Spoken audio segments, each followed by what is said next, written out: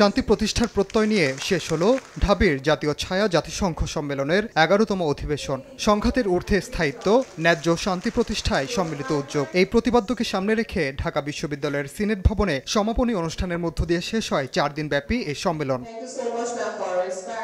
দেশ ও বিদেশের বিভিন্ন স্কুল, কলেজ ও বিশ্ববিদ্যালয় থেকে আগত ৫০০-র বেশি শিক্ষার্থী অংশ নেয় দক্ষিণ এশিয়ার বৃহত্তম এ সম্মেলনে। সম্মেলনের সমাপনী অনুষ্ঠানে প্রধান অতিথি হিসেবে উপস্থিত ছিলেন পরিবেশ, বন ও জলবায়ু পরিবর্তন মন্ত্রী সাবের হোসেন চৌধুরী। তিনি বলেন, বর্তমান পৃথিবীতে ফিলিস্তিনে যে সংঘাত ও সহিংসতা চলছে তার প্রভাব যে শুধুমাত্র ওই অঞ্চলেই সীমাবদ্ধ তা নয়, সারা বিশ্বেই এর প্রভাব রয়েছে। সম্পূর্ণভাবে শান্তি প্রতিষ্ঠার জন্য এখন সবার আগে প্রয়োজন ন্যায় বিচার প্রতিষ্ঠা করা।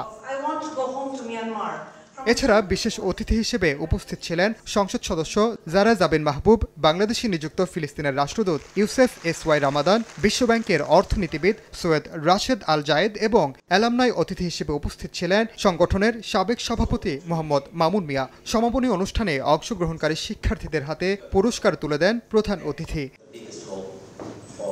তরুণ প্রজন্মের মাঝে ভূ রাজনীতি এবং কূটনীতিক বিষয়ক সচেতনতা ছড়িয়ে দেওয়ার জন্য ২০১১ সালে প্রতিষ্ঠিত হয় ঢাকা বিশ্ববিদ্যালয় মডেল ইউনাইটেড নেশনস অ্যাসোসিয়েশন, যা কালের পরিক্রমায় বর্তমানে বাংলাদেশের সকল ছায়া জাতিসংঘ সংগঠনের মধ্যে নেতৃস্থানীয় ভূমিকায় রয়েছে।